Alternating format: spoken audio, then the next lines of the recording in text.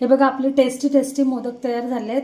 बघा घट्ट पण झालेत. मगाशी जरा नरम वाटत होते, आता फ्रीजमध्ये ठेवल्यानंतर घट्ट झालेत आणि छान घरगुती मावा न वापरता टेस्टी मोदक तयार झालेत आपले. नमस्कार मित्रांनो, माझ्या यूट्यूब चॅनलमध्ये तुमचं पुन्हा एकदा स्वागत आहे.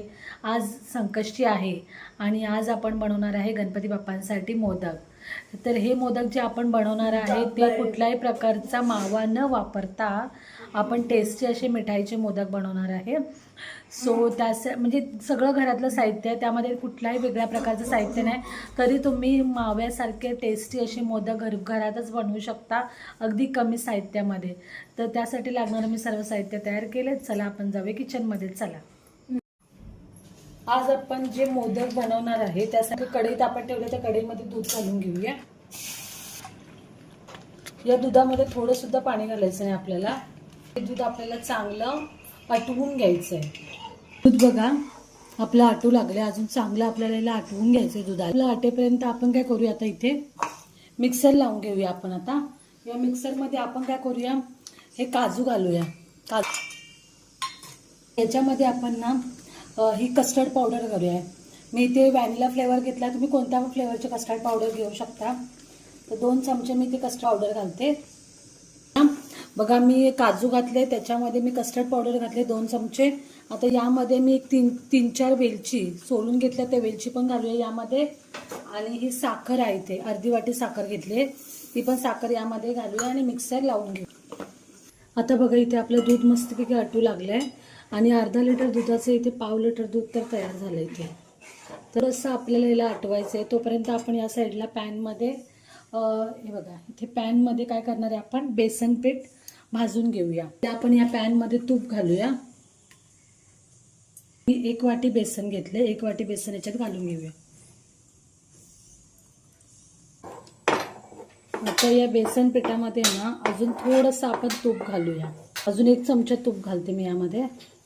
बेसन पीठ मस्तपैकी असं भाजलं गेलंय. असं बेसन पीठ भाजू लागलं ना, एक वेगळ्या प्रकारचा असा वास सुटू लागतो. तर ते आपल्याला कळतं की बेसन पीठ असं भाजलंय आणि लालसर पण झालंय. तर आता हे आपण काय करूया, प्लेटमध्ये बेसन पीठ काढून घेऊया. आधी बेसन पण मस्त भाजलं गेलंय. त्यानंतर मी इथे काय केलं, एक अर्धी वाटी दूध घेतलं. ही अर्धी वाटी दूध आहे. आता या दुधामध्ये इथे ना आपण बघा आपली कस्टर्ड पावडर पण मी बारीक करून घेतली आहे मिक्सरला. तर आता याच्यामध्ये ना 3 चमचे कस्टर्ड पावडर घालणार आहे. 3 चमचे. आता हे चांगलं आपण गुठळ्या याच्यामध्ये होतात ना, म्हणून आपण पूर्ण मिक्स करून याच्या गुठळ्या काढून घेऊया. आता हे मिक्स केलेलं मिश्रण आहे ना, आपण काय करूया, इथे बघा दूध पण आपलं मस्तपैकी असं घट्ट झालंय. हे बघा अशा प्रकारे घट्ट झालंय, एकदम असं खावा तयार झालाय दुधाचा.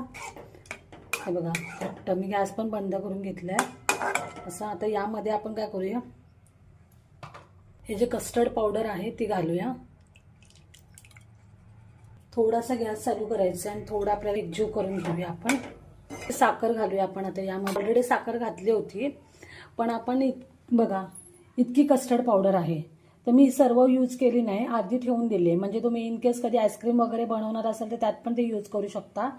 ही अर्धी वाटी साखर घेतली मी पुन्हा यामध्ये घालून घेते आणि हे एकजीव करून घेऊया. ते आपण आपलं जे बेसन पीठ आहे ना ते घालून घेऊया.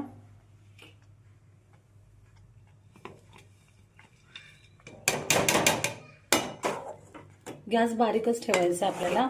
बेसन पिठामध्ये गुठळ्या होऊ नये यासाठी आपण याला पूर्णपणे मिक्स करून घेऊया.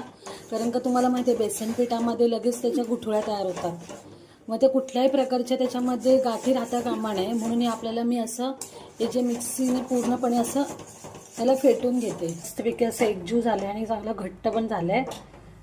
तर आता हे गॅस बंद करून आपण प्लेटमध्ये काढून घेऊया. आणि याच्या गुठळ्या पण नाहीत बघा याच्यामध्ये आता जरा सुद्धा. आता इथे बघा पीठ मी प्लेटमध्ये काढून घेतलंय, पण जरा पण गुठळ्या नाही आहे यामध्ये. तर आता आपण याचे छोटे छोटेसे असे मोदक तयार करून घेऊया. हाताला थोडंसं तूप लावून घेऊया आणि याचे छोटे छोटे मोदक तयार करूया. तर अशा प्रकारे याचे आपण थोडंसं तूप लावून घेतले हाताला आणि याचे बारके बारके असे मोदक तयार करून घेऊया. बघा अशा प्रकारे मोदक तयार करून घेऊया. आपले मोदक तयार करून घेतले. तर या मोदकावरती आपण थोडीशी अशी वरतून काजूची पावडर पण घालू शकतो. अशा प्रकारे बघा आपले मोदक मस्तपैकी रेडी झाले आहेत छानपैकी. आता हे फ्रीझरमध्ये आपण सेट करायला ठेवूया 2 तास तरी, मस्तपैकी सेट होऊन येतील. हे बघा आपले टेस्टी टेस्टी मोदक तयार झालेत.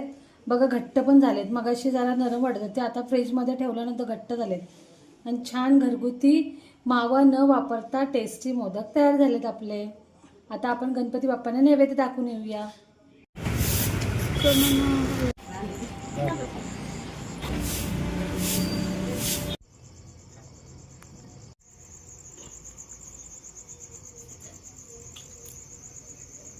तर आपले टेस्टी असे मोदक तयार झालेत बघा आणि आपण गणपती बाप्पांना पण नैवेद्य दाखवलं आहे.